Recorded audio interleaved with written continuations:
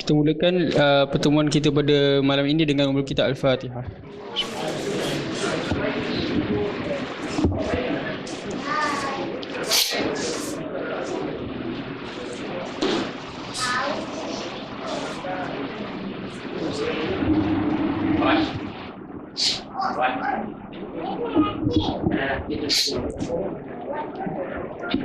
Alhamdulillahirabbil alamin wassalatu wassalamu ala asyrafil anbiya'i wal mursalin sayyidina Muhammad wa ala alihi wa sahbihi ajmain.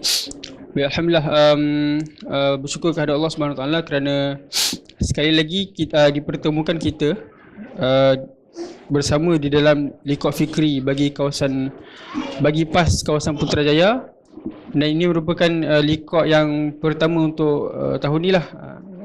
Macam yang kita tahu, liqaa ni kita buat secara bulanan, sebulan sekali, dan InsyaAllah pada malam ini pengisian akan disampaikan oleh Pak Subki sendiri, dengan tajuknya adalah Membina Jati Diri Melalui Sejarah Perjuangan PAS. Jadi tanpa melengahkan masa, saya menjemput dan persilakan Pak Subki untuk menyampaikan kuliah.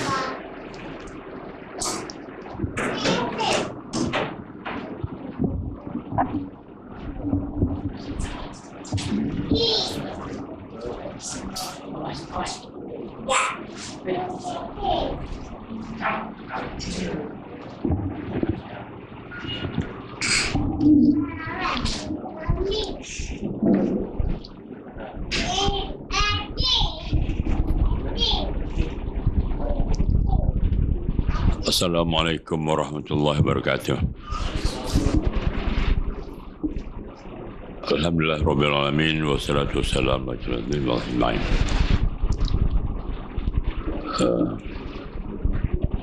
Para pimpinan PAS kawasan Putrajaya dan penyokong PAS muslimin dan muslimat rahmati sekalian. Saya rasa bertuah kerana dapat revisiting Putrajaya. Kerana PAS Putrajaya ni, kawasan PAS Putrajaya, saya yang merasmikannya. Saya tengok sepatut saya di Putrajaya dulu. Yang saya ingat, saya tak tahu ramai mana orang yang hadir, tapi saya nampak ramai. Yang saya bersalam tak ramai, tapi saya nampak ramai. Saya kata, macam mana orang jadi, macam mana orang mula-mula tadi tak ramai, tapi saya nampak ramai. Rupanya dinding bilik ni cermin. Jadi orang yang ada sini ni ada belah sana. Jadi nampak ramai.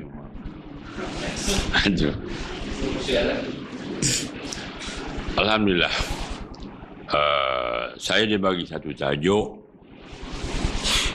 Membina Jati Diri Melalui Sejarah PAS. Saya rasa tajuknya besar. Dan saya tidak punya kelengkapan untuk membuat kajian. Masa pun tak cukup. Ya. Masa saya memang masa tak cukup untuk membuat kajian, sebab saya dikehendaki menulis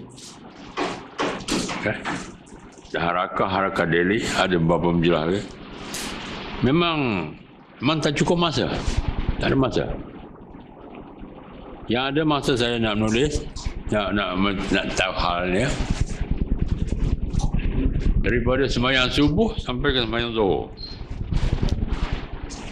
Lepas sembahyang zuhur, tak boleh buat apa. Sebab saya kena jaga cucu. Isteri saya pergi ambil cucu sekolah. Jadi ada cucu tinggal rumah. Nyusu pula tu. Jadi pukul asar baru balik. Jadi maknanya daripada lepas Zuhur sampai asar sampai maghrib lah. Tak boleh buat apa. Jadi masa tak ada untuk buat research. Tajuk ini besar. Dan memang patut kita ketahui. Saya kira perjuangan kita ini politik PAS ini satu politik yang manis.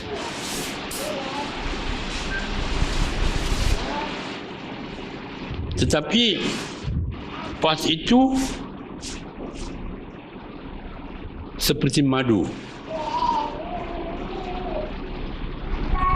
Politik PAS manis. PAS pula seperti madu. Madu ada manisnya dan ada pahitnya. Ada madu manis, ada madu pahit. Jadi PAS mengalami ini. Sekarang kita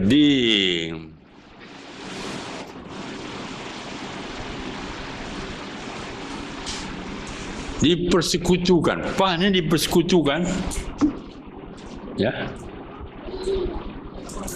dalam apa yang dipanggil kerjasama PAS dengan UMNO. Apakah kita marah sangat pada kerjasama ini? Banyak yang marah. Tapi kita tidak pernah sedar bahawa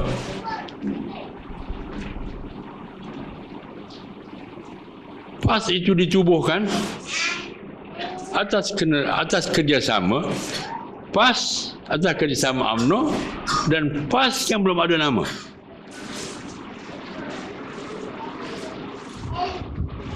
Kita jangan kata PAS-nya ditubuhkan oleh PAS sejarah ini. Ini sejarahnya. PAS ditubuhkan oleh kerjasama UMNO dan PAS yang belum ada nama, belum bernama PAS. Ada. Apabila orang-orang yang bukan UMNO, ya, ulama UMNO, ada sejarah. Ulama UMNO tak puas hati dengan UMNO.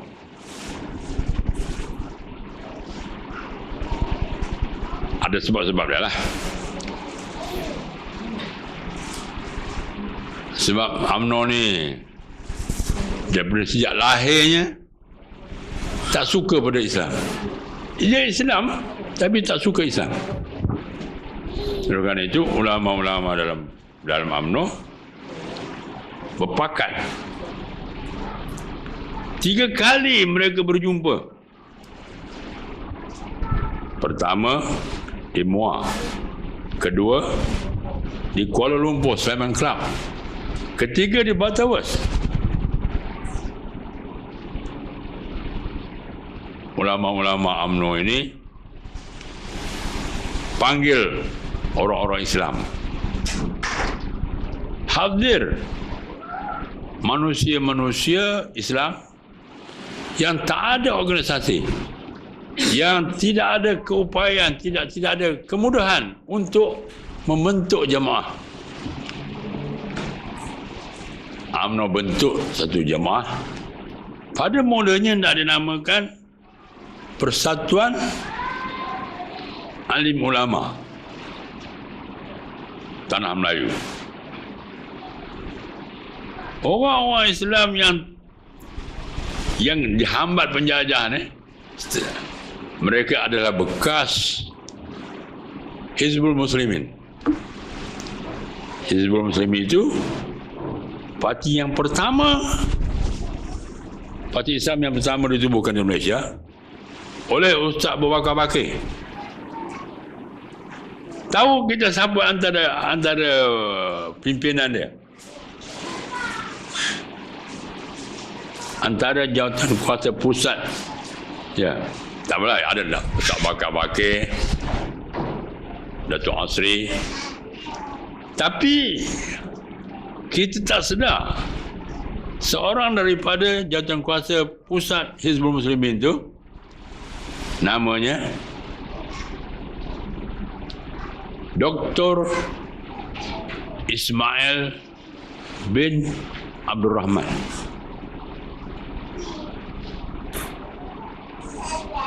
Kemudiannya dikenal sebagai Tun Dr. Ismail, Timbalan Perdana Menteri. Dia jawatan kuasa pusat Hizbul Muslimin. Setiausaha dia, setiausaha Hizbul Muslimin dia. Siapa dia? Seorang daripada Johor, namanya Yaakob Hitam. Kemudian bergelar Tan Sri Yaakob Hitam. Adik dia nama Musa Hitam. Ini parti ini ditubuhkan oleh Ustaz Abu Bakar Bakir. Wallahualam dia tak tahu tubuh apa. Dia kata Dr. Burhanuddin suruh tubuh. Dr. Burhanuddin pada masa itu adalah pemimpin Partai Kebangsaan Melayu Melaya, PKMM. Dan adakah kita tahu bahawa Dr. Burhanuddin ini dia bekerja dengan Jepun. Bila Jepun datang, dia bekerja dengan Jepun. Jepun janji, Jepun datang sini janji nak bagi kemerdekaan pada orang-orang Asia. Tapi bila dia sudah tawan semua Asia ni, dia sudah sedap, dia jadi penjajah ganti Inggeris. Dr. Burhanuddin jumpa dia. Kamu datang, Jepun datang, janji nak bagi merdeka, sekarang bagi merdeka. Jepun pun tak dapat nak kata apa. Okey, boleh merdeka. Jepun bersetuju memberi kemerdekaan pada tanah Melayu serentak dengan Indonesia. Dan Jepun angkat Dr. Burhanuddin sebagai Perdana Menteri. Perdana Menteri. Dan ada beberapa syarat lagi Jepun bagi. Bentuk keris ada. Kesatuan Rakyat Indonesia Melaya, begitulah keris Semenanjung. Dr. Burhanuddin panggil Kongres di Kuala Lumpur untuk 4 hari. Hari pertama Kongres itu dia serahkan kabinet kepada Jepun. Perdana Menteri Dr. Burhanuddin, Perdana Menteri Tanah Melayu Merdeka Semenanjung Dr. Burhanuddin. Siapa dia anggota kabinet dia? Antaranya Datuk On bin Jaafar,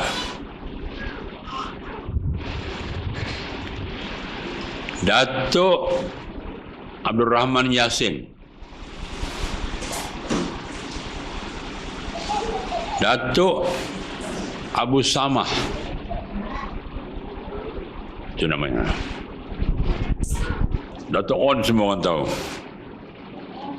Abdul Rahman Yassin siapa dia? Siapa dia Abdul Rahman Yassin? Ialah ayah Dr. Ismail. Abdul Rahman Yassin. Apa nama ni? Datuk Abu Samah. Siapa dia? Datuk Abu Samad itu orang besar Pahang. Kalau saya tidak silap, seusaha kerajaan Pahang. Dia adalah ayah kepada Datuk Hamzah Abu Samad. Pimpin PAS tu Hamzah Abu Samad tu Totok UMNO tu. Tapi ayah dia PAS. Hari pertama Kongres tu, Amerika bom Nagasaki dan Hiroshima. Kerajaan Perdana Menteri Dr. Burhanuddin tidak sempat diisytiharkan. Soekarno dengan Hatta sudah ada perancangan terus isytiharkan kemerdekaan Indonesia. Itu sejarahnya. Okey, kita balik kepada PAS. Orang yang marah sangat pada PAS nak kerjasama dengan UMNO ni, kita tak sedar bahawa kita ditubuhkan atas kerjasama. PAS bagi kerjasama dengan UMNO. Tubuh PAS. Dan peringkat awal perjalanan PAS itu, PAS boleh jadi UMNO, UMNO boleh jadi PAS. Ramai dalam ahli-ahli PAS tu, ahli dua parti. Bekerjasama PAS dengan UMNO.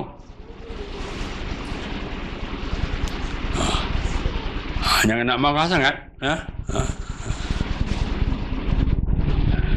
Ini semua orang yang nak marah ni, dia tak tahu sejarah. Dia tahu marah je. Okey, ya. Marah. Pasal apa kita marah?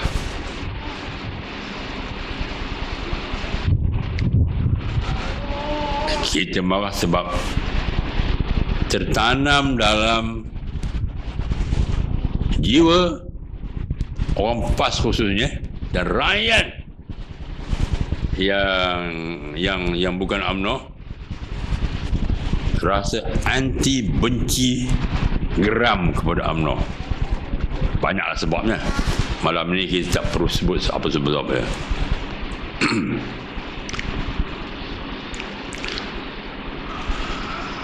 Adakah PAS ni bekerjasama dengan UMNO tu? Kerjasama betul-betul. Itu dia. Ya. Adakah kerjasama betul-betul?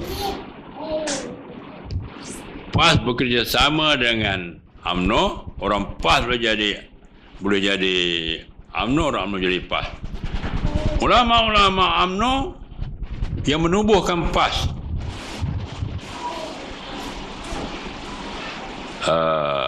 Yahya Jonet, Ustaz Ali Zabidi Ali, Husin Cik Dol, ramai lah lagi, Ahmad Badawi, Abdullah Fahim. Ini UMNO. Ahmad Fuad, Ahmad Maliki, Datuk Asri pun masuk, apa semua masuk. Orang PAS ni, apabila dibentuk PAS tu, mula-mula dicadangkan nama dia Persatuan Alim Ulama Tanah Melayu lah. Tapi kerana PAS hadir, tapi dia belum nama PAS, orang awam lah, orang Hizbul Muslimin tadi ni, dia kata dia tak setuju nama ni. Kerana kalau Persatuan Alim Ulama, ahlinya Alim Ulama lah, jadi macam PUM lah. Persatuan Ulama Malaysia lah. Apa orang boleh ahli? Yang tak ulama tak boleh. Tapi orang PAS kata, cuba Persatuan Islam Tanah Melayu, nama PAS. Jadi semua orang boleh masuk. Siapa juga yang mengucap dua kalimah syahadat, orang Melayu beragama Islam, mazhab Syafi'i, semua boleh masuk PAS.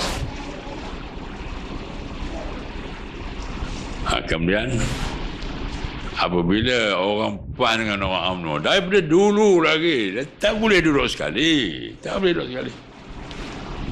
Orang PAS ambil kesempatan bergerak dalam PAS bersama dengan UMNO untuk membolehkan mereka halal, untuk membolehkan British dan polis tidak beri perhatian kepada mereka, tidak halang mereka. British dan polisnya ada lah. Sebelumnya menghalang orang-orang yang Hizbul Muslimin, Kemam ni untuk bergerak, kerana British sudah haramkan di semua ni parti-parti politiknya. PAS ambil kesempatan bekerjasama dengan UMNO. Oleh PAS sudah dapat pertubuhan. Sudah ada gerakan bersama dengan UMNO. Setahun lebih kurang dalam muktamar PAS di Cici Serong. Saya tak tahu Cici Serong mana. Pai Buntah. Di Madrasah At-Tahzib, apa nama dia? PAS mengadakan perjumpaan di situ. Pilih. Orang PAS pilih. Nak PAS ke nak UMNO? Maka pada masa itu majoriti kata nak PAS. Jadi dia orang bagi tahu siapa-siapa orang PAS ni nak pergi, nak bersama dengan UMNO, pergilah, tidak dihalang. Mana-mana orang UMNO yang tak suka lagi UMNO nak kekal dalam PAS, okey. Maka itulah dia kebijaksanaan PAS. Dia tumpang UMNO buat PAS. Setahun kemudian dia tengok Popok yang mengarut ni, dia bagi tahu kita pecah. Mulai daripada tahun 53 terbentuklah PAS sendiri. Ini PAS sendiri ni bukan baru hari ini, dulu dah.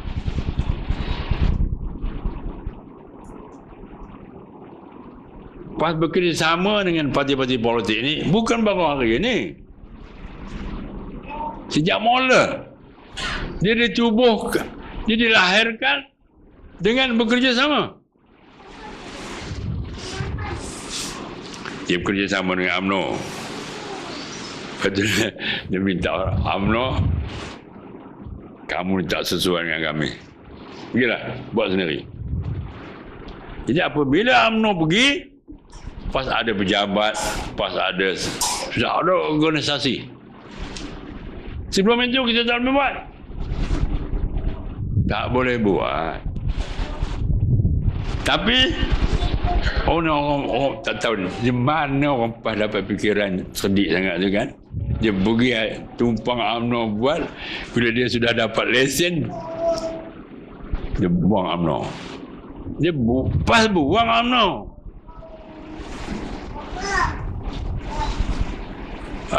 Itu dah. Okey. Lepas itu apa nama ni, PAS berperakat pula. Apa nama ni? Dalam politik tanah Melayu ni, UMNO berpecah. Dato' On keluar UMNO diganti oleh Tunku Abdul Rahman. Jadi dua-dua orang ni cuba nak berpakat dengan semua parti-parti yang ada. Dato' On panggil semua parti-parti politik, dia bentuk satu muafakat, nama dia National National Convention. Dia ada dua ni. Satu National Convention, satu National Allah. Kita dah tua ni, lupa dah semua ni. Okey, tak apalah. Satu gabungan diketuai oleh Dato' On. Satu gabungan lagi diketuai oleh Tengku. Dato' On buat mula-mula. Tapi oleh kerana dia ajak Dato' On dia ajak Tengku tengok apa nama, teori MCA apa semua ni ikut sama dengan Dato' On ni, dia buat lain. Okey. Dalam badan-badan yang dibentuk oleh Dato' On tadi, belakangnya Dato' On, tapi di depannya Dato' Panglima Bukit Gantang. Jadi PAS buat keputusan untuk serta hantar yang di Pertua Agungnya hadir Haji Ahmad Fuad Hassan. Haji Ahmad Fuad Hassan sudah jadi seorang anggota gabungan parti-parti politik yang diketuai oleh Dato' Gantang, yang belakangnya Dato' On. Orang PAS bagi mandat kepada dia, anda pergi hadir mesyuarat. Pergi hadir mesyuarat. Janganlah pergi terus masuk parti gabungan tu. Tapi dia sudah jadi anggota gabungan. Orang PAS buat keputusan, bla bla bla bla, sudah tidak setuju, bangkang ni. Dan PAS buat keputusan, hantar pula perwakilan menyertai gabungan yang dipimpin oleh Tengku ni. Yang dipimpin oleh Dato' On dia pergi, yang dipimpin oleh Tengku dia pergi. Haji Ahmad Fuad terasa dia terhina kerana dia sebagai Yang di-Pertua Agong PAS duduk dalam jawatan kuasa badan gabungan yang diketuai oleh Dato' On dan Dato' Bukit Gantang, tidak diiktiraf oleh PAS. Maka dia pun buat keputusan letak jawatan. Walaupun dia letak jawatan, Haji Ahmad Fuad tidak suruh orang-orang PAS tentang PAS, lawan PAS, tak, dia tak suruh. Haji Ahmad Fuad panggil kawan dia, kawan satu sekolah di Anglo Chinese School Setiawan. Ahmad Fuad tu orang Manung. Dia besar dan bersekolah sekolah Inggeris Setiawan. Setiawan tu adalah tempat saya. Tempat saya. Dan orang dari Setiawan ni ada yang namanya Mak Fuad, Subki, Cimpeng. Jadi dia sekolah Mak Fuad dengan Dr. Abang ni sekolah sekali. Mak Fuad sampai darjah 7 pergi mengaji di sekolah Bukit Candan. Arsyadiah. Idrisiah. Juga sekolah agama Bukit Candan. Guru dia Abdullah Fahim, Ustaz Abu Bakar. Dari situ Mak Fuad pergi England, Mak Fuad pergi Mekah, balik. Mak Fuad ada nama lain, nama dia bukan Mak Fuad, nama dia ada lain, saya tak ingat. Balik dia Mekah, nama Mak Fuad. Bila dia berhenti berperjuangan PAS, dipanggilnya Dr. Abbas. Dr. Abbas jadi timbalan dia. Serahkan mandat kepada Dr. Abbas untuk jadi pemangku Yang di-Pertua Agong PAS, pemangku Presiden PAS. Dan Haji Ahmad Fuad seru sekalian jawatankuasa PAS Pusat dan ahli-ahli PAS, berilah sokongan kepada Dr. Abbas seperti mana saudara-saudara sokong saya. Dia tidak, dia keluar, dia berhenti daripada Yang Bertuan Agong. Kita nak lawan PAS. Tidak tubuh parti baru, tak ada. Ya. Ini orang yang kemudian ni, orang PAS yang terkemudian. Dia orang cerca mak buat, tapi mak buat tak pernah suruh orang lawan PAS tak keluar PAS. Cuma mak buat dia bawa diri, bunyinya dia masuk UMNO. Tapi dia tak ajak, dia tak suruh orang PAS masuk UMNO. Itu dia tu je. Okey, PAS bersendirian. Dia pernah kerjasama dengan, mari tahun 55, pilihan raya yang pertama, PAS tak boleh sertai sebab atas nama PAS, sebab dia tak berdaftar. Dia tak berdaftar. Jadi Dr. Abbas ni sebagai presiden, bukan? Pilihan raya dah dekat dah. Nak mencalon dekat. Parti tubuh saja tapi tak daftar. Jadi Dr. Abbas pun pergilah pejabat pendaftaran di Pulau Pinang. Dia pergi pejabat pendaftaran Pulau Pinang nak daftarkan PAS. Sampai di pejabat pendaftaran Pulau Pinang tu, seorang India sudah sambut dia. Hai doktor. Dia sambut, dia peluk Dr. Abbas. Apa hajat? Apa mau? Dr. Abbas kata, saya nak daftar PAS. India yang sambut Dr. Abbas tu tadi ialah pegawai pendaftar pertubuhan. Pegawai pendaftar pertubuhan. Musim Jepun, dalam musim Jepun, Dr. Abbas jadi ketua pengarah hospital Kuala Lumpur. Seorang India tak ada kerja. Jumpa Dr. Abbas minta kerja. Dr. Abbas bagi dia kerja di hospital Kuala Lumpur. Dia inilah yang jadi pegawai pendaftar di Pulau Pinang. Kena apabila Dr. Abbas datang untuk daftar PAS, dia tak tanya. Tak tanya apa-apa. Sign aja. Itu senangnya PAS ni. Bukan macam sekarang. Sekarang orang tanya, nak minta permit harakah pun sampai hari ini tak dapat. Yang jadi menteri orang Islam, kafir India tu jadi pegawai pendaftar. Dr. Abbas pergi, dia tak tanya. Terus sign. Orang Islam,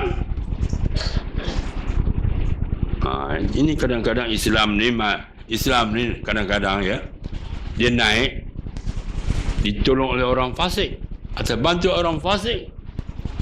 Islam kadang-kadang naik.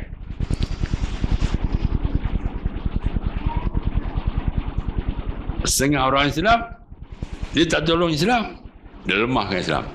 Okey. Jadi pilihan raya yang pertama, PAS letak 12 calon. Yang pertama 12 calon. Daripada 52 kawasan, PAS letak 12. Hari penamaan calon, bukan? Satu orang PAS tarik diri. Atas keputusan PAS tarik diri. Sebab yang bertanding di kawasan itu namanya Tengku Kasim. Tengku Kasim itu Abang Tengku Abdul Rahman, anak Raja Kedah. Kerana PAS menghormati Raja. Bila berlawan dengan anak Raja, PAS tarik diri. Tetapi mana orang yang kata PAS anti Raja? Mereka fitnahkan kata PAS anti Raja. Tapi PAS apabila cuba nak bertanding dengan Tengku Kasim, anak Sultan Kedah, Abang Tengku Abdul Rahman, dalam pilihan raya tahun 55, PAS tarik diri. PAS letak 11 calon. Dalam 11 calon itu tak termasuk lawan Tengku. Tengku ditentang oleh Parti Negara. Kalau Tengku ditentang oleh PAS, PAS pun tak ada diri. Sebab PAS tak nak lawan Raja.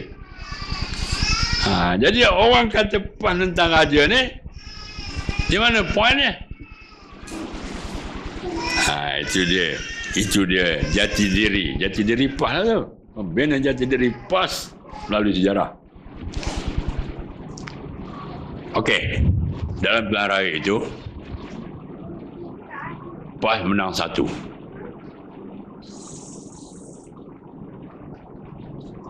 Ataupun Perikatan kalah 1. PAS menang di Krian melalui calonnya nama Tuan Guru Haji Ahmad Tuan Husin. Anak dia sekarang jadi Jandi Pertua PAS kawasan Bandar Tun Razak. Ini Najib namanya, bukan Najib tu, Najib ni.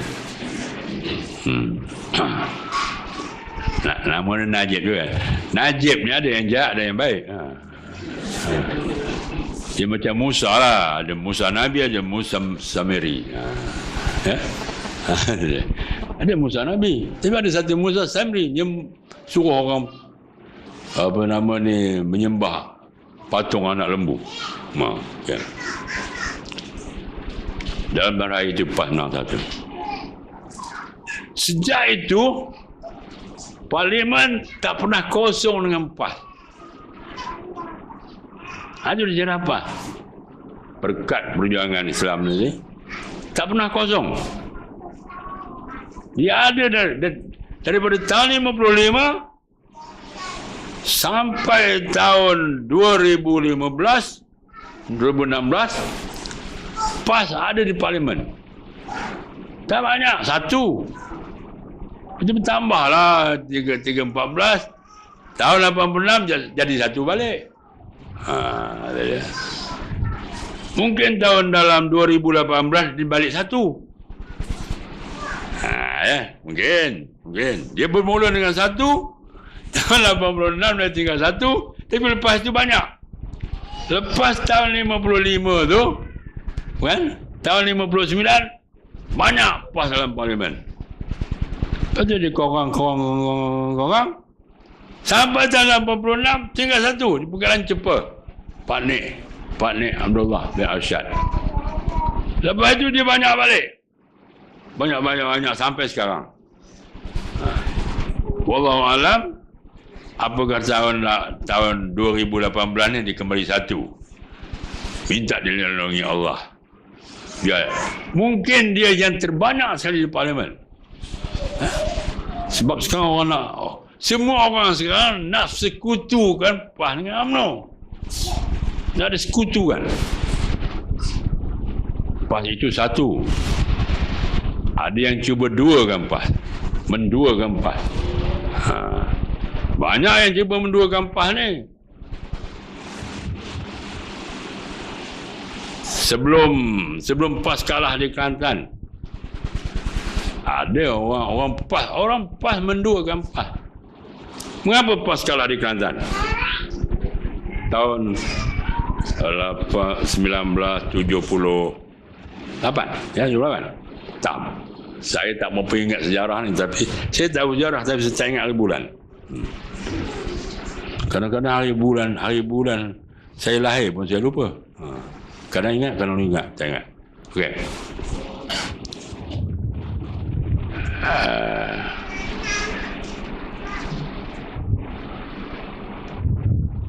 Dalam tahun 59,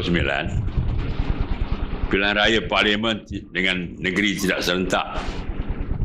Dia bermula dengan pilihan raya negeri. Tahun 59, pilihan raya yang pertama selepas merdeka. Bukan pilihan raya pertama Tanah Melayu. Ya. Yang pertama tahun 55 sebelum merdeka. Yang pertama selepas merdeka tahun 59.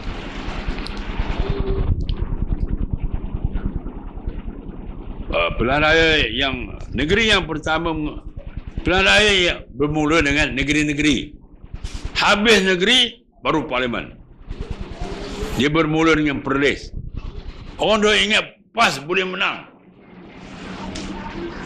Perlis, PAS dapat 0.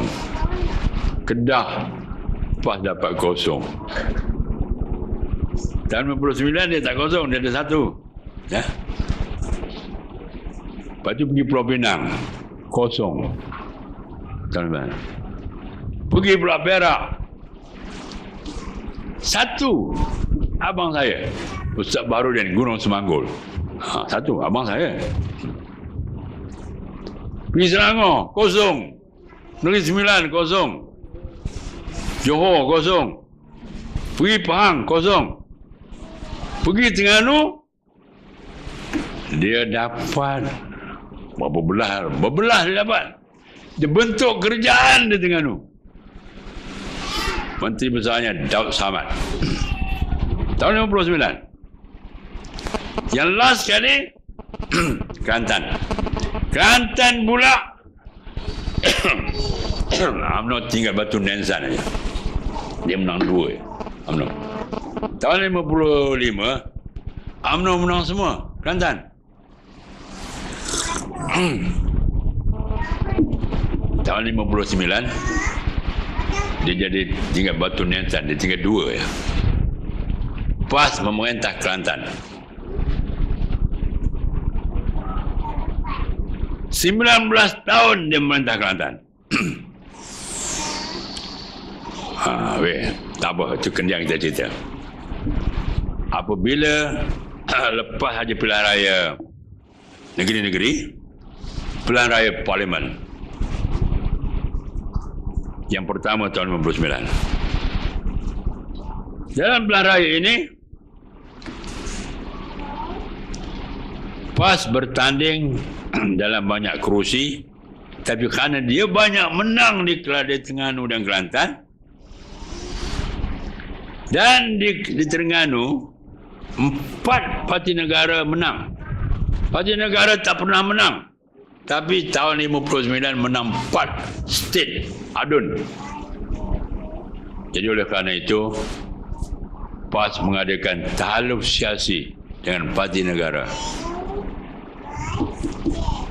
Ya, tahaluf siasi. Kerjasama.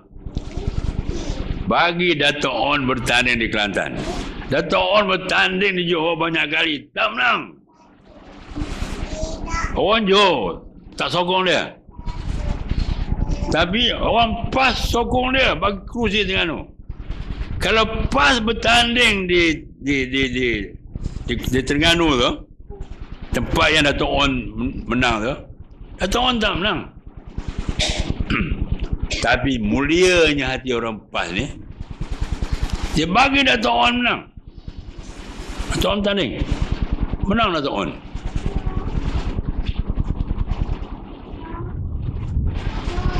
Apabila PAS pernah bekerjasama dengan UMNO dalam Barisan Nasional, anak Dato' On lah yang buang PAS daripada Barisan Nasional. PAS bagi ayah dia jadi wakil rakyat. Kalau PAS tak bagi, tak ada sejarah dalam parlimen ada orang bernama Dato' On jadi anggota parlimen. Tapi PAS bagi. Anak Dato' On dengan cucu Dato' On tak pernah kenal jasa PAS.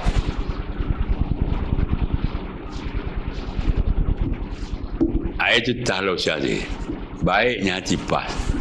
Tapi okey, habis. Dato' On mati, parti rakyat, parti negara pun mati. Dalam pilihan raya tahun 55, parti negara bertanding lebih banyak daripada PAS. PAS menang 1, parti negara tak menang. Lepas itu PAS tak mati, parti negara mati. Ya. Parti Islam tak mati, parti negara mati. Semua orang parti negara masuk UMNO balik. Ini panggil UMNO lah. Dia lawan UMNO, dia keluar sekejap, dia balik.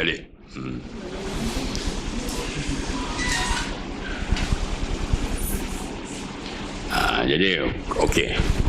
Itu secara siasi.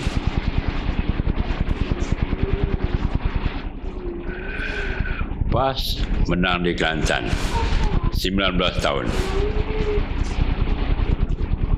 PAS ada duit. Kerajaan pusat boykot, tak bagi bantuan apa semua.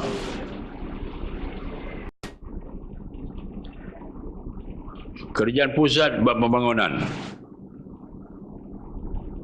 Kerajaan PAS nak buat pembangunan macam mana? Duit, bayar gaji pun tak cukup.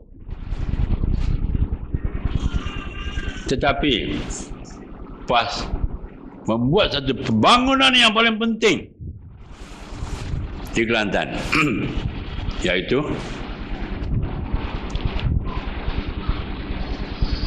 PAS menaja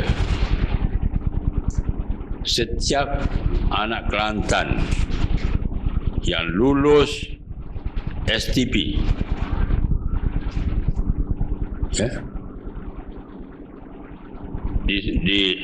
disokongnya untuk masuk universiti. Zaman dahulu kala, untuk masuk universiti ni bukan sekadar mesti lulus sijil perjalanan tinggi, tetapi mesti ada sponsorship, mesti ada orang yang badan yang mencalonkannya.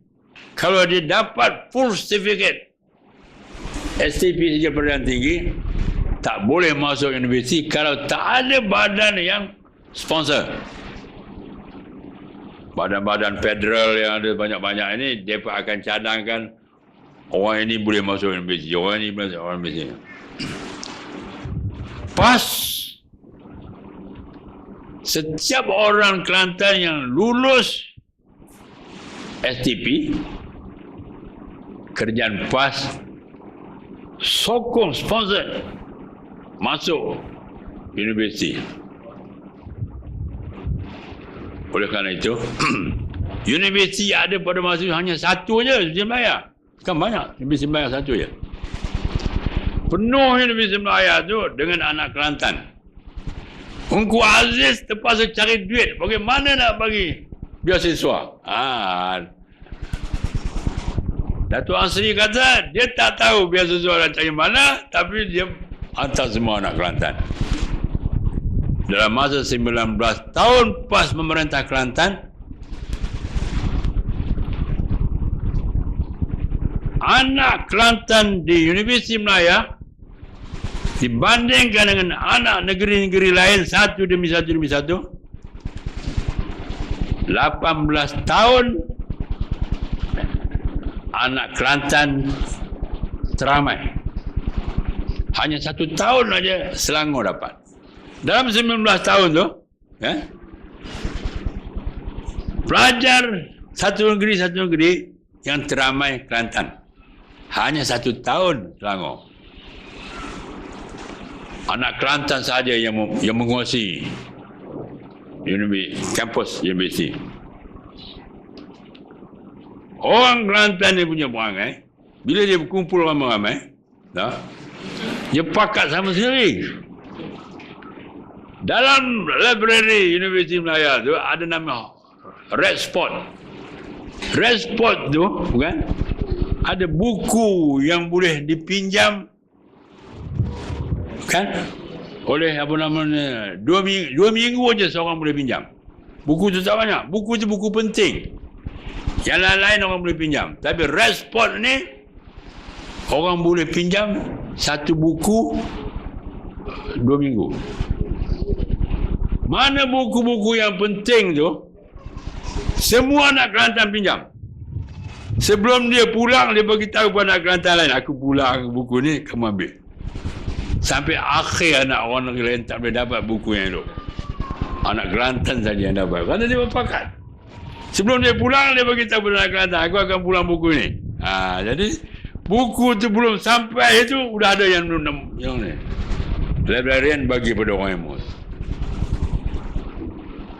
Jadi pembangunan yang dibuat di Kelantan ialah pembangunan modal instan. Justru dalam masa terkemudian, setiap jabatan kerajaan di Malaysia diisi oleh anak Kelantan. Johor Bahru pegawai custom anak Kelantan, immigration di Bukit Kayu Hitam anak Kelantan, di sana anak Kelantan, doktor anak Kelantan, engineer anak Kelantan, pegawai-pegawai tinggi kerajaan anak Kelantan, anak Kelantan. PAS tidak pernah menuntut apa-apa daripada anak Kelantan yang cadangannya. Anak Kelantan inilah yang dalam tahun 60, tahun 70, sesudah PAS ditendang daripada Barisan Nasional, balik ke Kelantan, berkumpul, jatuhkan PAS. Padahal mereka daripada orang yang kaki ayam di Kelantan, baju pun tak pernah setrika, PAS cadangan, semua dapat masuk universiti, jadi pegawai, jadi businessman, kontraktor sana sini. Lepas itu mereka berpakat tumbangkan PAS. PAS tak salahkan mereka. PAS tak kata apa-apa sepatah pun. Demokrasi, hak kamu. Tanggungjawab PAS, bagi apa yang patut kamu dapat, serah pada kamu nak mengenang atau tidak mengenang. Dan PAS tidak pernah ongkit. Bukan macam setengah kerjaan tu, dia bagi Parlimen Kupang. Kalau PAS tak tolong, kalau UMNO kerja tak tolong kamu, apa pun kamu tak dapat. Dia sebut lah, tiap-tiap kali peraya, tiap-tiap orang Melayu jadi pegawai mana-mana kan. Semua kata, kalau tidak kerjaan UMNO, kamu ni tak apa pun tak ada. Tapi PAS tak pernah sebut. Okey, habis. Kemudian, siapa yang mengalahkan PAS Kelantan? Antaranya orang PAS. PAS ada masalah. Ya. Bila dia lama merintah tu, banyaklah taik dia. Bila orang ni, bila orang dah lama, adalah. Jadi, dia orang kerajaan dengan Datuk Osri. Antara orang Kelantan, orang PAS menjelang pilihan raya dengan apa dah di Kelantan, pemuda PAS, ulama lah, pemuda PAS sangat hebat zaman Datuk Azri. Nama dia Mahmud Zohdi.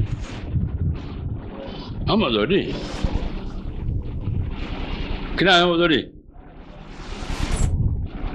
Seorang ulama rasmi. Dia orang kuat PAS tu. Dia tentang PAS. Bersama dengan Mak Nasir, dia tentang PAS. Dia bergabung dengan UMNO, tubuh berjasa. Dia masuk pilihan raya, kalah PAS. Yang mengalahkan PAS apa? PAS.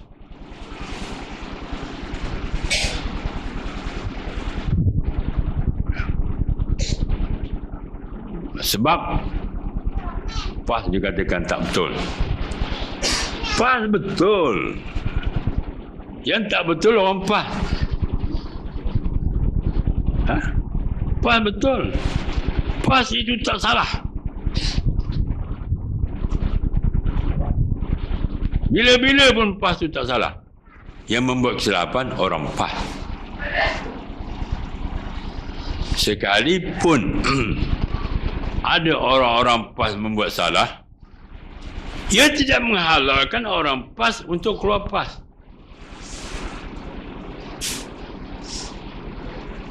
Sebab PAS tak salah. Yang salah orang. Mengapa kita mesti keluar PAS?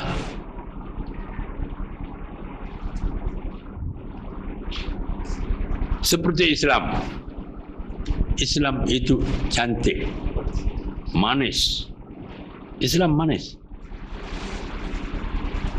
Ada khalifah yang jadi melaun. Khalifah. 5 khalifah aja yang menjadi model kepada pentadbiran Islam. 4 khalifah Ar-Rashidin campur 1 Khalifah Umar Abdul Aziz. Ini saja contoh dalam polisi Islam, pemerintahan Islam, pentadbiran Islam. Yang lain boleh pakai, boleh tak pakai. Tidak merupakan model yang rasmi. Jadi ada khalifah yang makan dalam pinggan emas. Ada mufti yang lebih apa? Tak terpakai lah, kita kata tak terpakai lah muftinya. Loteri dihalalkannya, apa dihalalkannya. Okey. Adakah salah PAS? Adakah salah Islam? Kelemahan ulama-ulama, kelemahan khalifah, kelemahan mufti tidak menghalalkan orang Islam keluar Islam. Mengapa kita mesti keluar Islam? Kan Islam itu betul.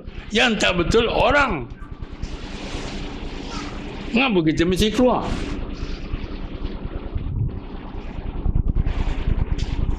Dalam sejarah PAS, bukan kali pertama ini yang ada krisis. Pernah krisis banyak kali. Krisis masa sebelumnya yang paling besar, krisis zaman Datuk Asri.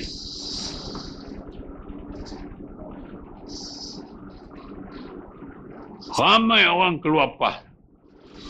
Tubuh arkam, tubuh itu, tubuh ini. Tajam. Yang tubuh arkam itu siapa? Siapa yang tubuh arkam? Saya cari. Salah seorang saya cari.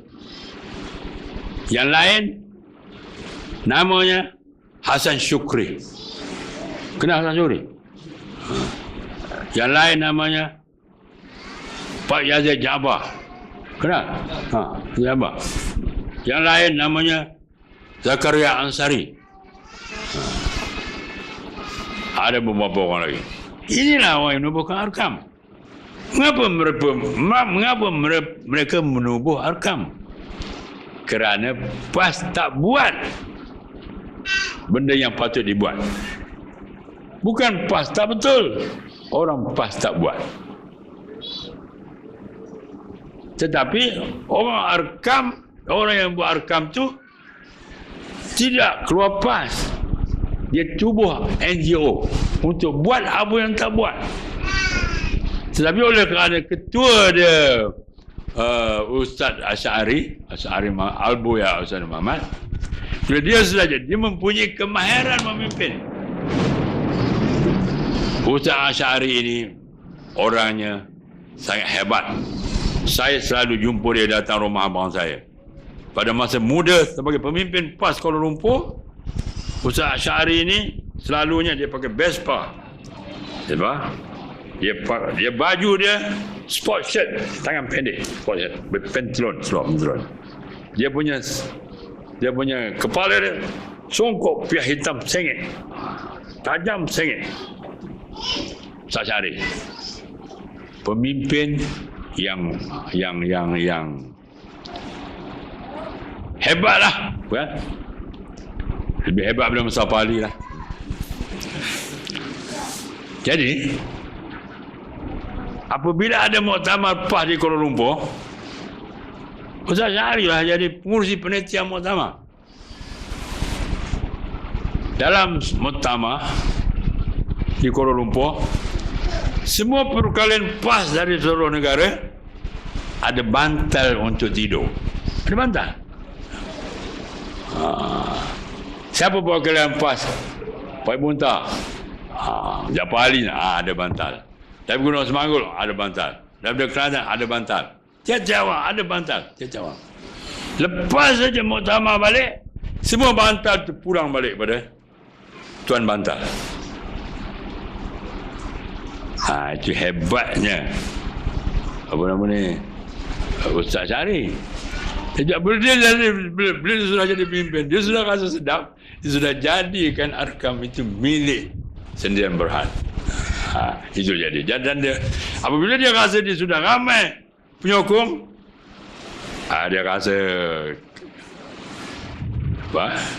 kuat daripada baiklah aku sama PAS. Sebelumnya tidak.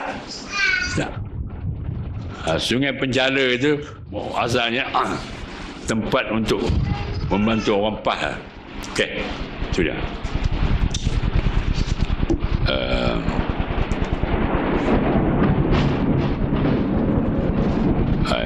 Ini ada hujan rahmat ni. Kemudian dalam krisis itu ada orang masuk DAP, ada orang masuk apa. Tetapi sejambak ulama-ulama muda dalam PAS, walaupun tidak senang dengan Datuk Azri, bermasalah dengan Datuk Azri, berkrisis dengan Datuk Azri, mereka tak keluar PAS. Mereka ada kuliah duha hari Jumaat di Rosila. Ustaz Hadi mengajar, beribu orang mengaji, mendengar kuliah. Ustaz Abdul Aziz ada kuliah di mana? Di markas PAS Pekan Kota Baru, beribu orang mendengar. Harun Taib ada kuliah di Kuala Lembik, ramai pembimbing ada kuliah, ramai pendengar. Ustaz Fazil ada kuliah di Ustaz. Semua orang ini tidak ngam dengan Datuk Azri, tapi mereka tak keluar PAS. Mereka tak keluar PAS. Walaupun penyokong mereka lebih ramai, orang yang mendengar satu masa Ustaz Datuk Azri itu pendengar dia lebih ramai, cukup ramai. Bila sampai Ustaz Hadi dengan Ustaz Fazil, kuliah dia lebih ramai. Datuk Azri tak ada kuliah. Ceramah dia lebih ramai. Tapi mereka tak keluar PAS dan tak buat jemaah sendiri.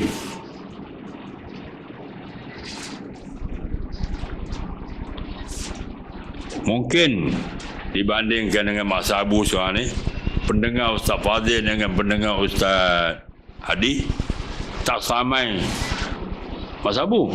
Mak Sabu lebih ramai. Tapi Ustaz Fazil tak tubuh parti, tak keluar PAS. Ustaz Hadi tak keluar PAS. Dia kekal dalam PAS, buat kerja di dalam, dan tak semena-mena Datuk Azri menyerahkan mandat kepada muktamar. Datuk Azri tidak letak jawatan. Orang kata Datuk Azri letak jawatan. Datuk Azri tidak letak jawatan. Apa yang berlaku? Krisis. Bila krisis ini, kita tak boleh kontrol apa nak kata orang tu. Orang boleh kata pot buncit lah, kepala botak lah, uban lah. Ini orang kelahi.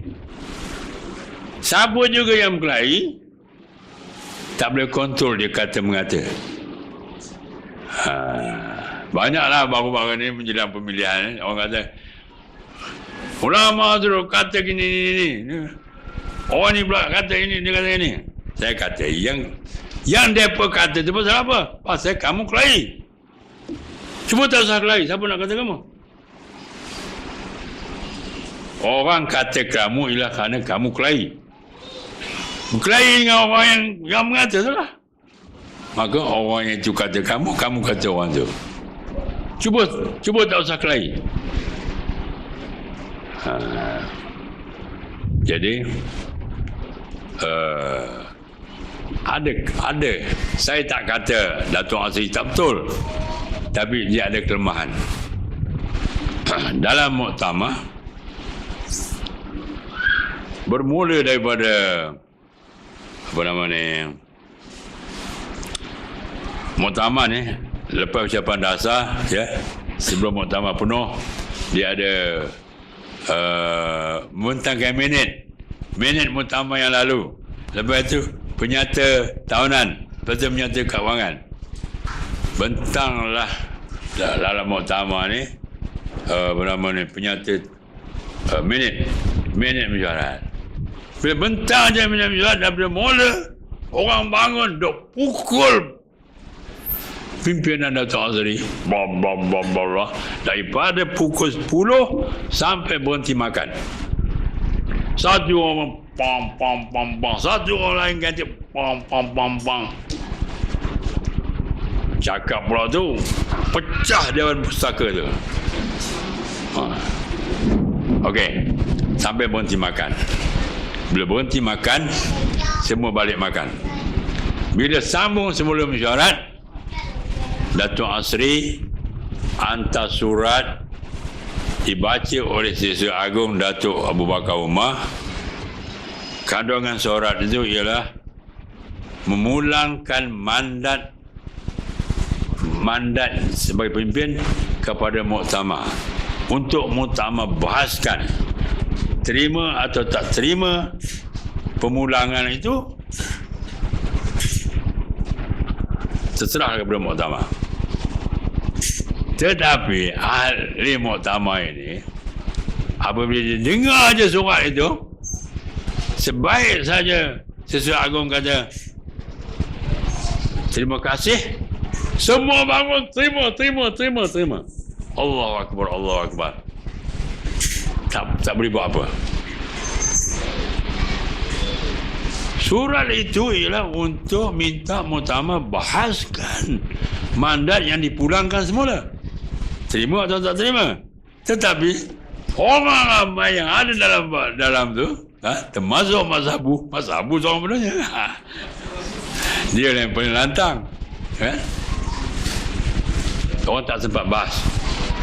Jadi maka Ustaz Fadil bangun, bertenang, serah kepada jawatan kuasa pusat yang ada untuk bincang macam mana.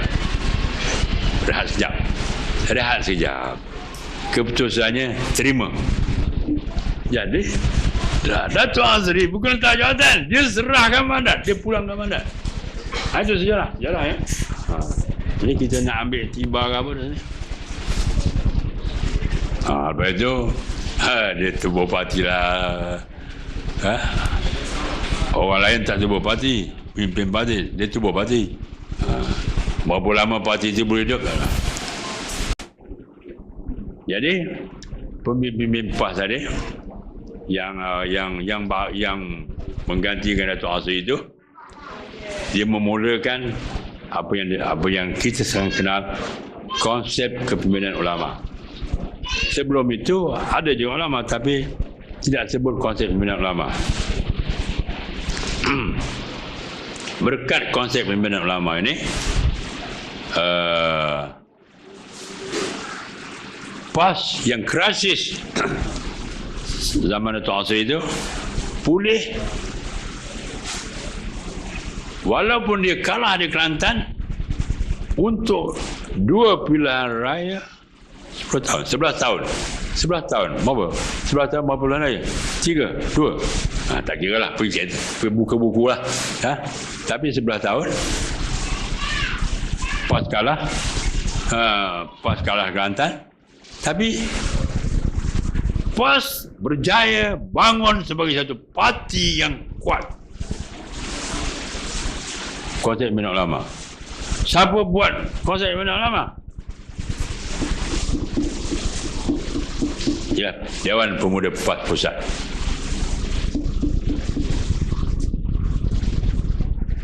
Yang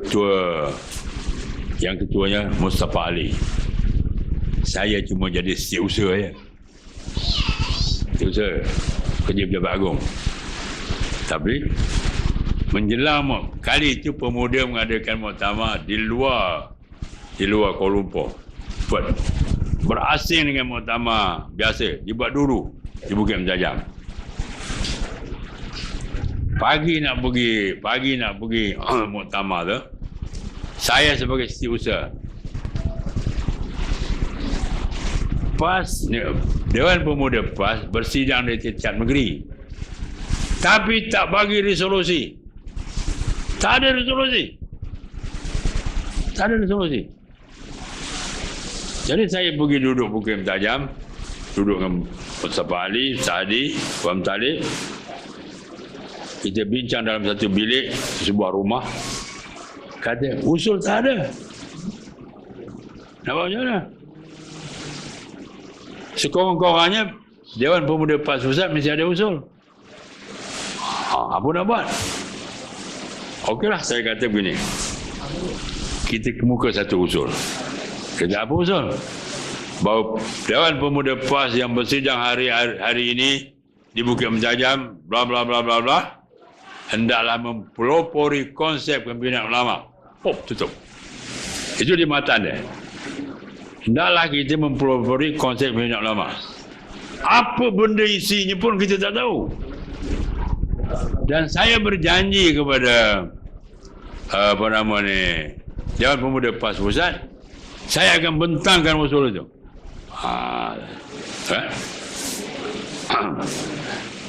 Jawatan kuasa lain, Mustafa Ali, Puan Talib, Ustaz Hadi, Ustaz Nagai, ramai lah tu. Dia pun tak tahu. Saya pun tak tahu, tapi saya bentang. Masa saya bentang tu, saya cakap bla bla bla bla bla.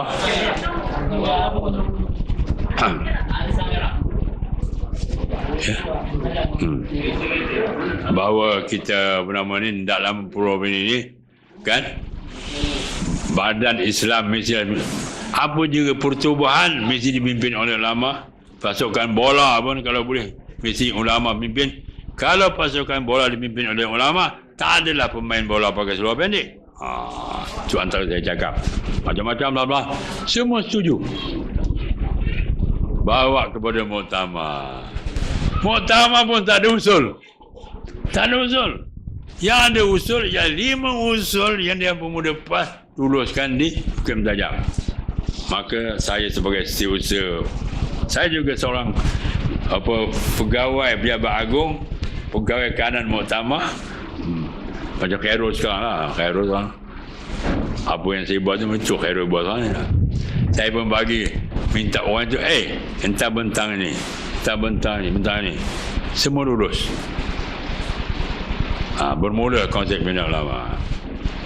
Okey, kita pada masa itu konsep bina ulama ni kita cukup ulama, ramai ulama, semua ulama hebat-hebat.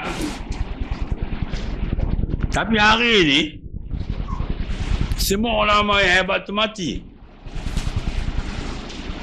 Yusuf Rawa mati ganti Ustaz Fadzil. Belum Ustaz Fadzil mati, Ustaz Hadi dah ada tunggu. Mati Ustaz Fadzil, tak Ustaz Hadi. Ustaz Aziz pun ada. Sarun Taib, Yahya Osman. Sejambak ulama-ulama yang hebat. Hari ini semua ulama mati, tinggal Ustaz Hadi. Minta ada siapa kereta Al-Zam Merah. Bukan nak rumah. Jauh. Sekarang ni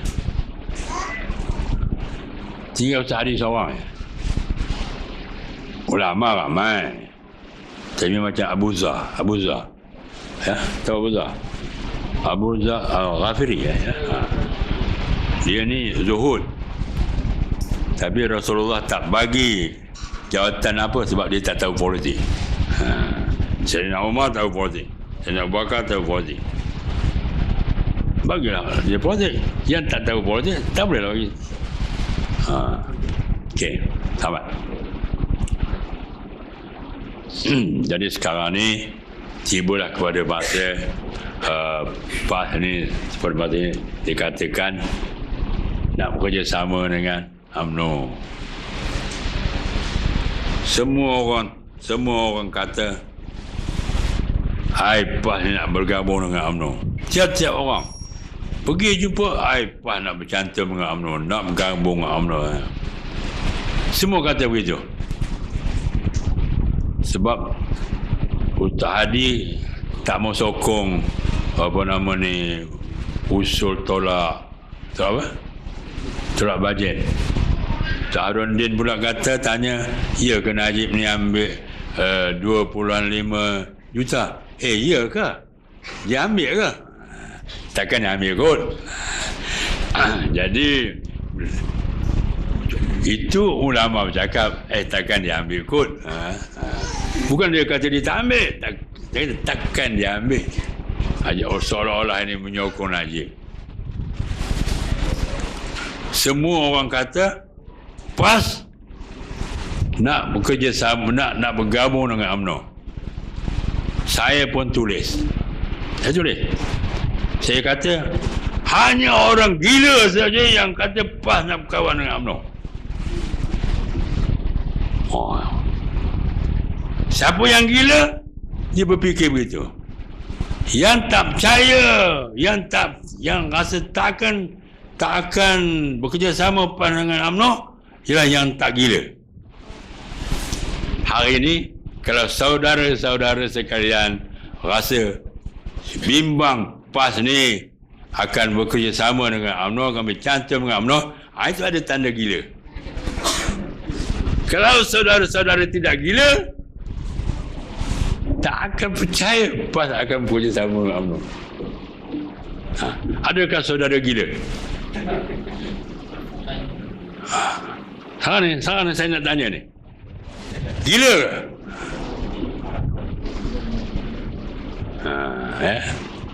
Banyaklah akan berlaku begini. Saya akan berlaku keluar PAS gelombang yang kedua. Hanya yang gila saja yang menyangka PAS akan bercantum dengan UMNO.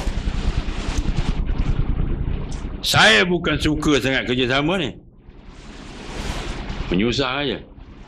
Tetapi saya suka kalimah kerjasama. Sebab kita lahir pun dengan kerjasama. PAS kata, PAS buat dia punya satu daripada tema dia, PAS ganti UMNO.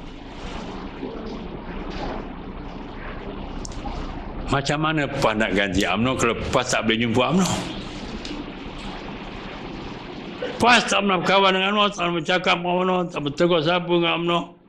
UMNO pun begitu juga lah. Kadang-kadang bukan salah kita, salah UMNO juga. Sebab apa jadi begitu? Sebab kita tak ada bertegur siapa.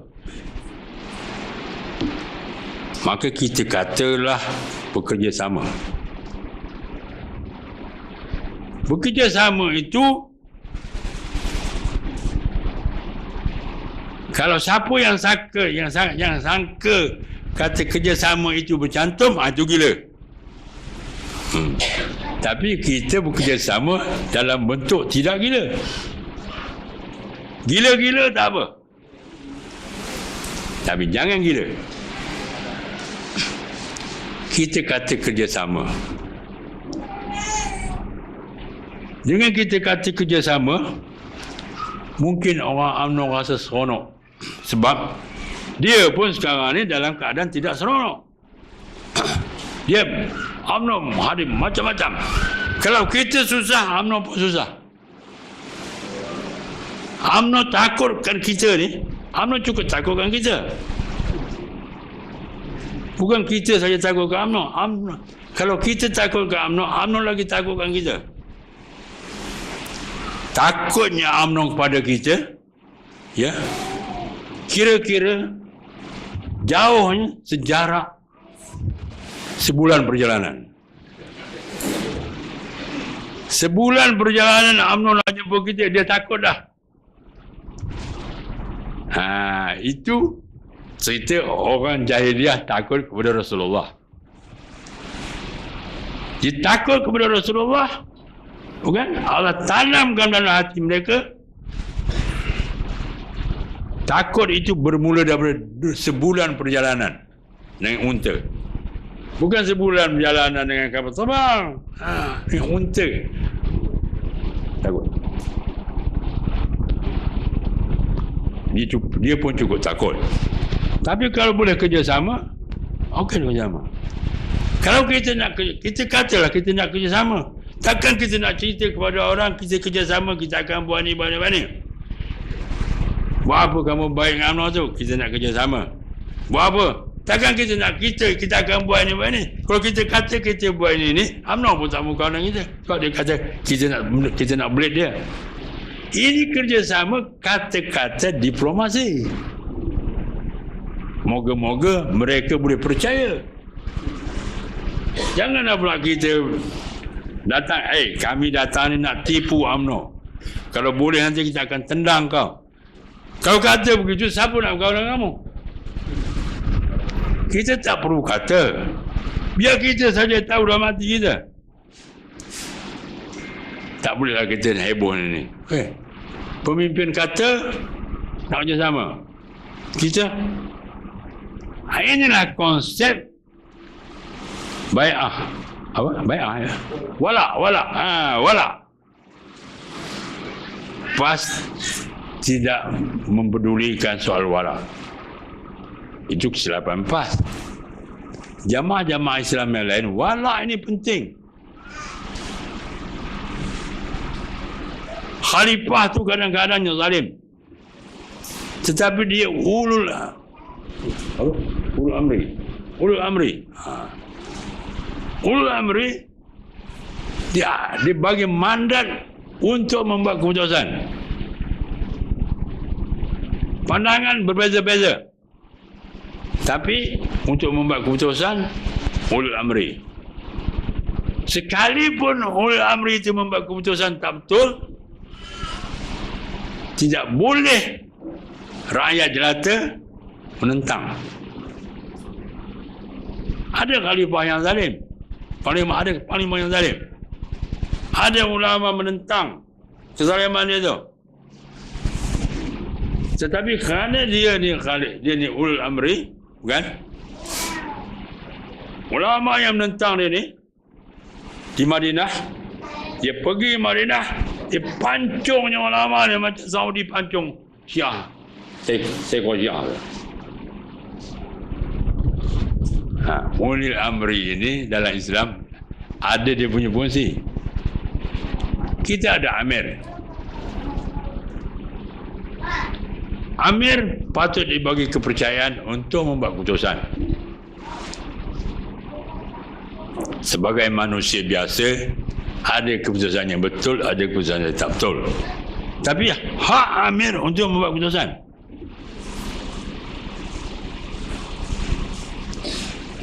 Nabi pun buat keputusan belum tentu diterima oleh orang ramai. Ada keputusan-keputusan Nabi, sahabat terdekat tolak. Seperti dalam kisah perjanjian Hudaibiyah. Dalam perjanjian antara Rasulullah SAW dengan kafir Quraisy. Kerana rombongan Rasulullah nak pergi ke buat umrah, sampai dia dihalang oleh Quraisy, tak boleh pergi. Terpaksa buat perjanjian, kan? Kata Quraisy, kalau kamu masuk juga Mekah, perang. Nabi tak bawa senjata. Kalau perang lah. Jadi oleh kerana itu, dia sekat buat perjanjian. Dalam perjanjian itu, Quraisy kata, kali ni kamu tak boleh pergi. Kamu balik. Tapi datang kemudian. Sahabat-sahabat 4,000 orang ya. 4,000 ramai ya. Bukan? Apa Nabi ni mengalah ni? Tapi kerana Nabi kata, dia pun tak nak kata apa, tapi mereka membantah. Dalam perjanjian itu, tukang draftnya ialah Sayyidina Ali. Dalam draft perjanjian itu, disebutlah oleh Rasulullah bahawa perjanjian ini adalah antara Muhammad Rasulullah dengan orang Quraisy. Orang Quraisy kata, kami tak setuju Muhammad Rasulullah. Kami setuju Muhammad saja. Rasulullah kata, pasal apa kamu tak setuju? Pasal apa tak boleh? Kerana Muhammad itu Rasulullah. Apa beza Muhammad dan Rasulullah? Quraisy kata, kalau kami setuju, tidaklah kami menentang kamu. Kerana kami tak setuju, kami tentang kamu. Jadi Quraisy bagi alasan yang logik. Rasulullah kata, okey, padam kalimah Rasulullah, buat Muhammad saja. Sayyidina Ali sudah tulis Muhammad Rasulullah sallallahu alaihi wasallam. Ali enggan padam, tak sanggup nak padam kalimah Rasulullah yang mulia itu. Jadi perintah Rasulullah pun Ali tak terima. Maka Rasulullah pergi ambil kertas tu, tak mana kalimah. Rasulullah tak tahu. Rasulullah ni buta huruf, tak tahu menulis, tak tahu membaca. Kalimah Rasulullah tak mana, yang mana? Yang ini. Padam. Rasulullah sering padam. Kemudian adalah perjanjian. Orang Mekah yang lari ke Madinah kerana masuk Islam lah. Kalau tak masuk Islam, dia tak lari. Madinah hendaklah pulangkan balik. Nabi setuju. Kemudian Quraisy kata, orang Madinah lari ke Mekah, tak boleh tuntut. Nabi setuju. Maka sahabat-sahabat seperti Umar dan sebagainya kata, ini perjanjian berat sebelah. Mereka tidak setuju. Tapi dia tidaklah kata dia menentang, tak setuju ya. Tak seronok. Bila selesai semua perjanjian, tutup semua sekali, Rasulullah perintahkan semua sebelum balik, sah dah kita tak jadi pergi tahun ini, kita pergi masa lain. Dia berkata, bukankah Rasulullah juga kata Rasulullah mimpi masuk ke Mekah coba umrah? Rasulullah kata, betul lah aku mimpi, tapi tidak sebut tahun ini, mungkin tahun depan. Itu dia. Itu dia. Maka Rasulullah kata, semua sebelum kita balik ni, semuanya kena tahlul. Tahlul tahu tahlul? Cukur rambut atau gunting rambut. Semua tak mau gunting, semua tak mau cukur. Rasulullah punya perintah. Jadi Rasulullah amat duka cita. Lalu dia masuk bilik, berjumpa dengan isterinya, salah seorang daripada isterinya, mengadu. Beratlah kali ini sebab semua sekali, termasuk Umar apa semua ni, tak mau dengar cakap dia. Melanggar cakap Nabi sama seperti melanggar Allah. Kufur, masuk neraka. Jadi ini yang Nabi sangat duka cita, takut. Kalau dia pun terus menerus tak buat ni, dia pun tak setuju tu, bukan kerana tak sayang pada Rasulullah, tapi perjanjian itu nampaknya berat sebelah. Kata Ummul Mukminin, Rasulullah, engkau pergi keluar balik, engkau cukur rambut. Lepas itu dia pun cukur lah. Baginda pun keluar cukur rambut. Semua sekali cukur. Lepas itu semua balik. Kalau Nabi pun ada orang tak setuju, takkanlah Ustaz Hadi orang semua setuju. Adalah kelemahannya. Saya tak kata Ustaz Hadi betul, tetapi Ustaz Hadi adalah Amir. Kita mesti memberi kebebasan kepada Amir untuk membuat keputusan. Kalau dia buat tak betul, kita duka cita lah. Tetapi ia tidak melayakkan ahli PAS keluar PAS. Layakkan ahli PAS keluar PAS. Kerana Yang buat silap Ustaz Hadi, bukan PAS. Tak setuju dengan Ustaz Hadi, nampak macam mana? Takkan nak keluar PAS? Di sinilah senjata kepada orang mukmin dalam keadaan yang tidak ada persetujuan ini ialah sabar.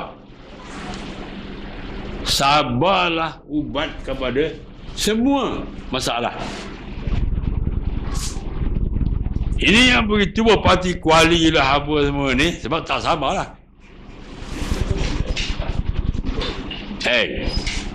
Yang Datuk Asri itu boleh berhenti sendiri, digantikan oleh orang ni pasal apa? Kan orang ni sabar.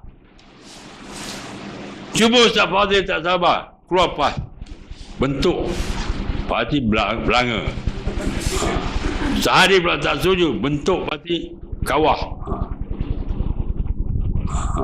Macam sekarang ada orang tak suka buat parti kuali.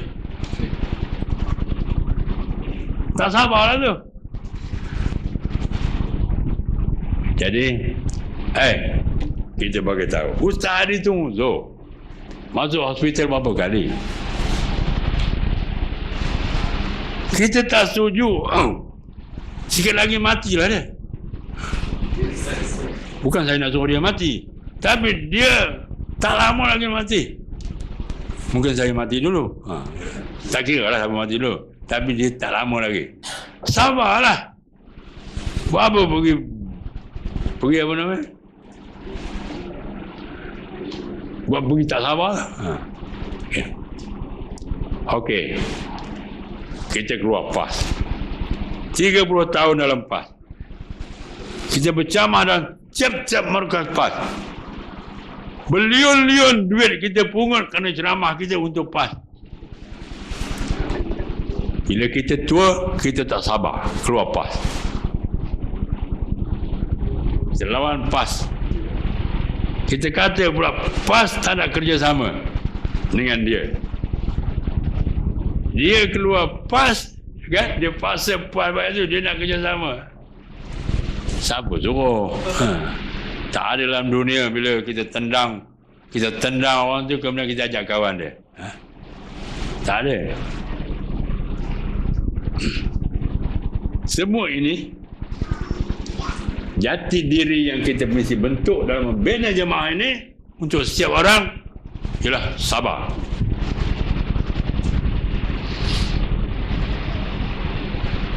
Kalau kita tak sabar, jadilah seperti yang ada-ada itu. Yang akan memusnahkan PAS ni bukan UMNO, PAS. PAS yang mana? PAS yang tak sabar. Ustaz Hadi mungkin ada kesilapan dan mungkin boleh dibetulkan. Sabarlah. Mungkin dia tak betul-betulkan sehingga dia mati. Dan dia mati nanti kita betul lah. Tapi sabar. Tapi yang penting di situ ialah walak kepada Amir. Amir. Kalau kita tidak walak kepada Amir, masalah sekarang ni kita tidak walak kepada Amir. Mungkin Amir itu tidak ada lulus tinggi, tapi dia Amir, kita kena ikut. Sekarang ni harapan kita semua ialah kepada Tuan Ibrahim Taman. Dibandingkan dengan ulama-ulama yang lain,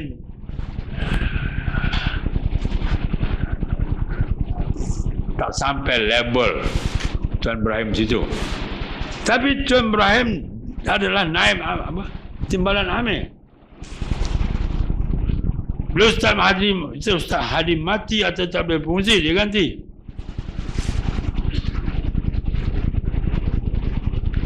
Mengapa kita tak sanggup sabar tunggu? Kalau kita tak suka sangat Ustaz Hadi, apa kita tidak boleh sabar saja? Jangan kata saya tak suka Ustaz Hadi tau. Dan jangan kata saya tak suka tadi. Itu saya memberi satu kiasan.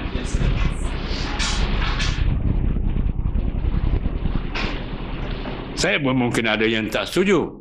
Tapi saya sabar. Betul kalau saya sabar? Entahlah. Tapi saya kata saya sabar. Selagi saya tidak buat macam yang orang-orang buat tu, saya sabarlah. Kalau kita mahukan parti kita ini kekal dan berjaya, sabar. Kalau orang kata ini kerjasama ini membinasakan, sabar. Kita tak boleh cerita semua. Kerana kita nak berbaik, kita nak boleh bercakap dengan orang UMNO ni, kita kena kata kita setuju kerjasama. Dan kita bersetuju kerjasama, barulah kita boleh berkawan dengan UMNO. Sekarang ini, kita bantai UMNO hari-hari. Bila kita jumpa UMNO? Bila kita jumpa? Kita suruh perayu undi kita Muslimat pergi rumah UMNO pada hari menjelang bulan raya. UMNO kata, selama hari ni kamu kata kami kafir, hari ni datang pula ya. Kita tak boleh jumpa. Sebab kita tidak ada masa untuk bercakap dengan UMNO. Tapi kalau kita sudah bekerjasama dengan UMNO, hari-hari jumpa Najib, depan Najib tu kita kata ya lah. Tapi belakang, jangan dari belakang. Jangan bagi tahu di belakang aku tak sokong dia. Jangan kata itu. Jangan sebut. Kata kita nak. Kami nakkan kamu ni. Cuma kami nak kamu. Kami suka kamu. Kerana seperti yang Islam kata, bertemulah dua sahabat kerana Islam, berpisahlah dua sahabat kerana Islam. Aku berkawan dengan kamu kerana Islam, dan aku tidak berkawan dengan kamu kerana Islam. Selagi kamu mau berkawan dengan kami kerana Islam, kami berkawan dengan kamu. Mana yang kamu tidak berkawan dengan kami, dan mana yang kami tidak berkawan dengan kamu, mana yang kamu buat itu tak Islam.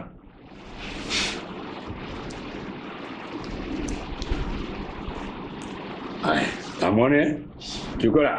Cukup lah tu. Saya gelai masa. Itulah saya kira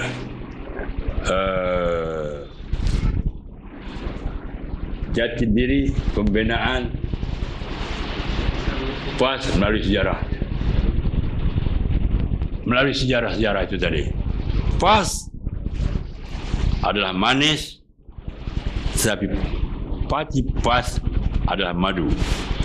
Ada madu yang manis, ada madu yang pahit. Nak tanya saya mana madu yang pahit, jangan tanya saya. Tanya isteri saya.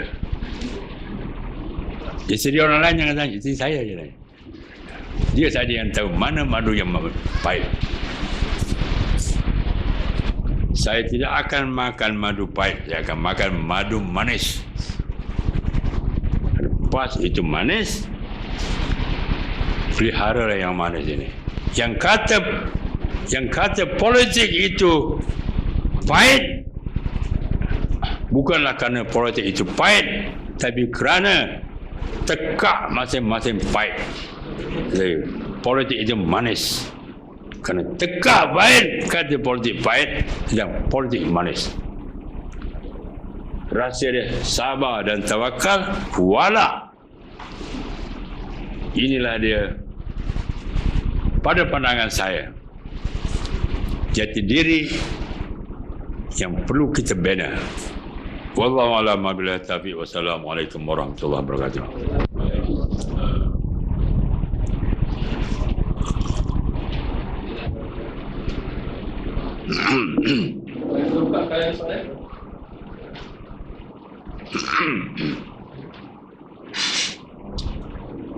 Ada yang tanya? Kalau tak ada, saya nak balik. Kalau nak tanya, tanyalah. Kalau saya tahu jawablah. Kalau saya tahu jawab, saya tak jawab. Agaknya faham semua ya. Dan nak keluar apa ya? Tak jadi ya. Agak. Saya harap lepas ini tak jadi keluar lah. Dan saya jamin saudara bukan orang gila. Kerana yang apa nama ni, ragu-ragu yang keluar tu gila pula ke? Tapi kita bukan nak buang orang gila. Tak. Kita tidak ada niat nak buang orang gila. Sekalipun PAS ini dipenuhi oleh orang gila, ya, insya-Allah kita akan rawat dengan kesabaran, dengan sejarah kita yang ada.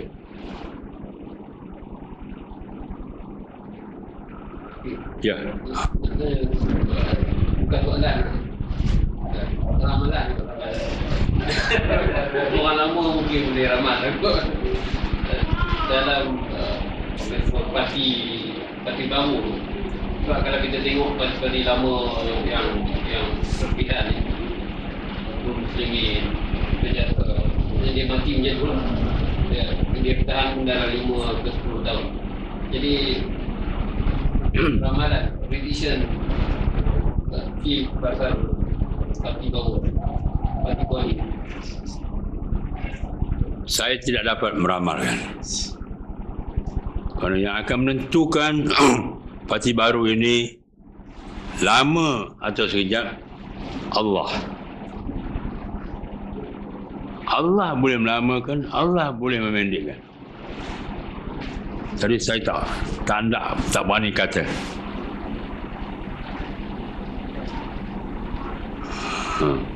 Yang kita nak berkawan ni pun, bukan?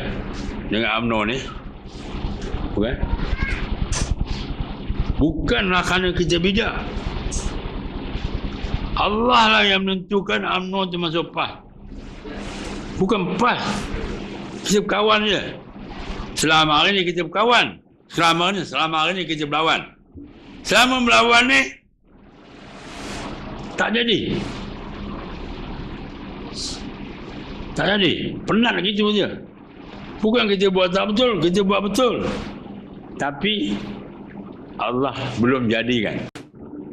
Mungkin ini Allah jadikan. Dengan kita berkawan, dengan kita bekerjasama. Bekerjasama yang tidak gila. Janganlah kerana apa nama ni, kerjaan buat keputusan tak benar. Pelayar Israel datang, kita sudah kerjasama dengan UMNO. Itu tak gila tapi sacau.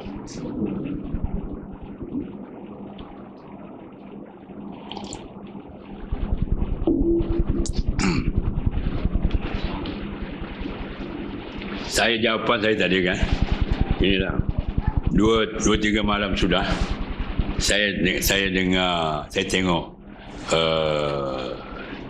CNN, TV CNN. Satu orang wartawan interview Ipa Netanyahu. Benjamin Netanyahu, Perdana Menteri. Ipa Netanyahu. Dia keras lah. Jadi wartawan tu tanya,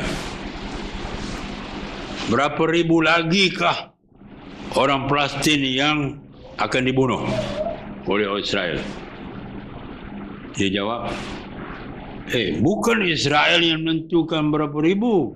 Allah, Tuhan yang menentukan berapa ribu. Itu cakap berdebar. Ya.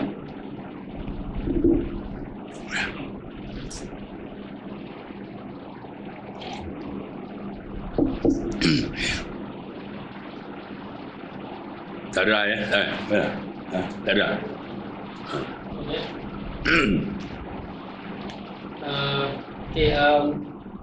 Allah khair diucapkan kepada di atas perkongsian tanya kita pada malam ini, pada bulan ini. InsyaAllah untuk next punya liqah yang depan, bulan 2, macam mana kita akan war-warkan. Paling lewat pun seminggu sebelum liqah macam yang ni. Jadi kita tangguh dengan tasbih rasa.